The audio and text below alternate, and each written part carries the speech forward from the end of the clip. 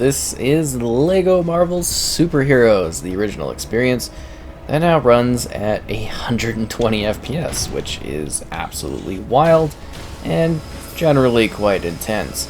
So on Xbox Series X, if you have a 120 Hz enabled display, on by default, the game will run at 120 FPS, providing insane levels of fluidity at a 1080p resolution with auto HDR support.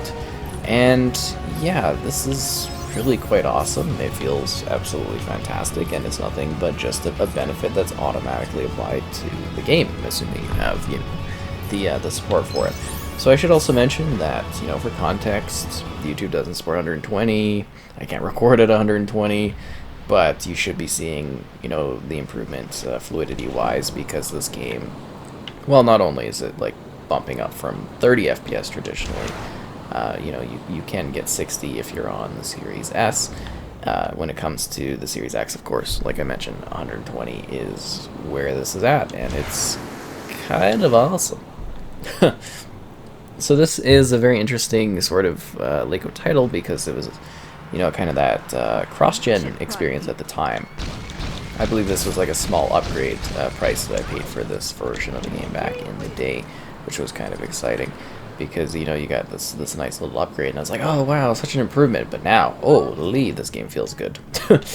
LEGO games definitely are better at higher frame rates, that is for sure. Like, this is a wild sort of upgrade. Anyways, this includes like just a massive roster of different characters that you can play as. It's got like really everybody. The sequel doesn't even, like, the sequel goes really niche and stuff, but it's just kind of like insane, the wide range of characters here, because you get everybody from like the Fantastic Four to the X-Men, and you don't really get that with the the follow-up.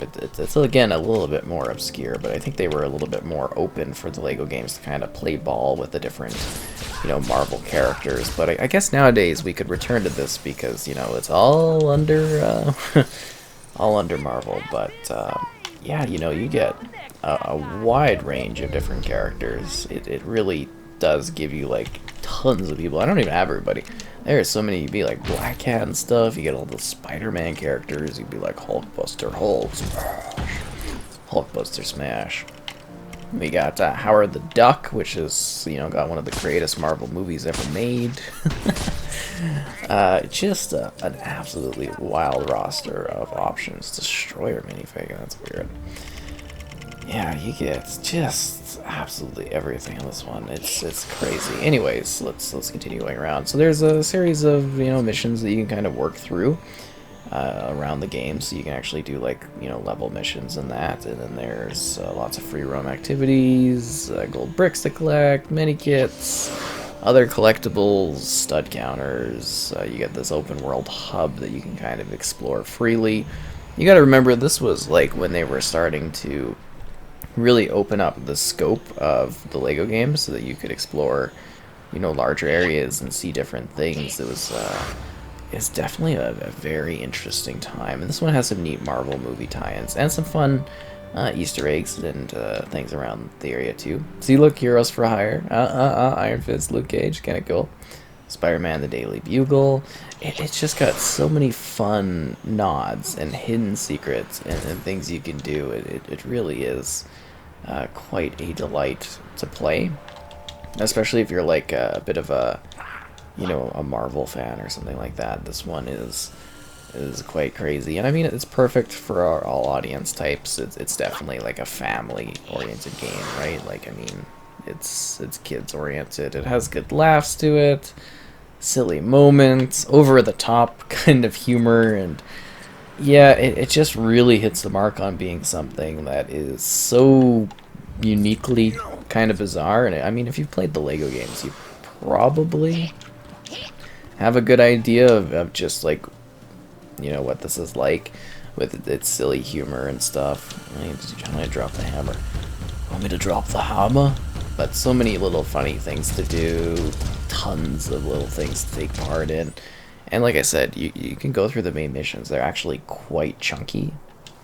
They definitely offer a lot of activities for you to work through, which is kind of fun if you want to, well, basically work and have lots of things to do and take part in. I think that's kind of exciting.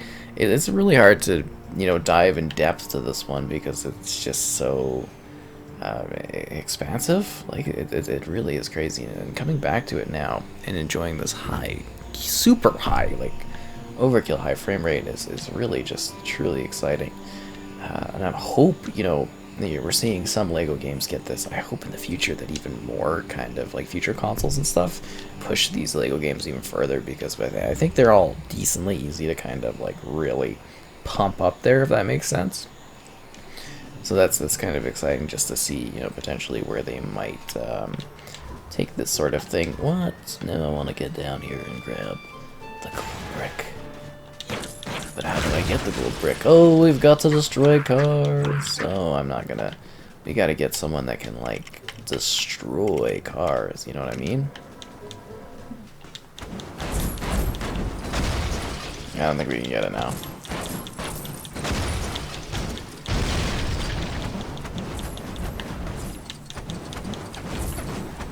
You almost have to have 2 people in it, wouldn't you? Because I guess we could be like...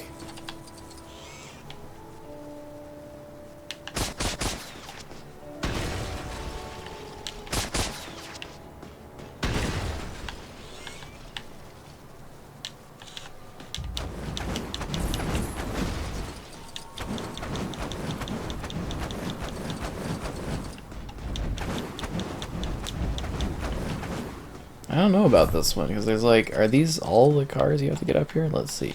1, 2, 3, 4. And this is just like things you could do, right? Like right off the bat in the game. There's like all these little hijinks things. Why didn't those cars blow up too, right?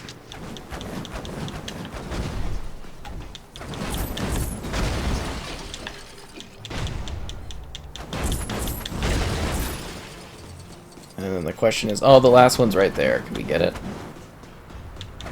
There we go, that's the golden brick, right? Gotta collect that. But I hope you've been getting an idea, obviously, without even being able to fully see the frame rate, but seeing the improvement in the quality here. Can this thing actually fly? I don't think this one can actually fly. Spider-Man, Spider-Man, does whatever a spider can I spin from it? Yeah. Awesome, but yeah, all your favorite heroes from different things. I mean, most of your heroes. I feel like the next one sort of really goes wild to present some different like character options, but this has got a stacked cast, and I hope you've been kind of getting an idea of like the different regions and stuff you can run into. The funny, like making fun of the MCU, because this was still like really early on in the MCU and stuff, the X-Mansion. And then you've got all these different missions that take place in all these different places with all these different characters. It really is just such a, almost like a love letter to the world of Marvel in the LEGO format, which I think is delightful. There's so many cool moments and hidden surprises and things you can come across. You could play this game like a ton. This is when they started getting like quite bloated in regards to the the different things you could do in this game. Just it got like ridiculous almost. How about using that? You're welcome for putting the fire out. But where are the other people around you here that I wanna, get points from? Do I have to burn these fires though? These just kind of put that out. Oh, there's like Stan Lee's there. That's not good. We should probably help Stan Lee out. Stan in peril. Assuming that was Stan Lee, maybe I'm wrong.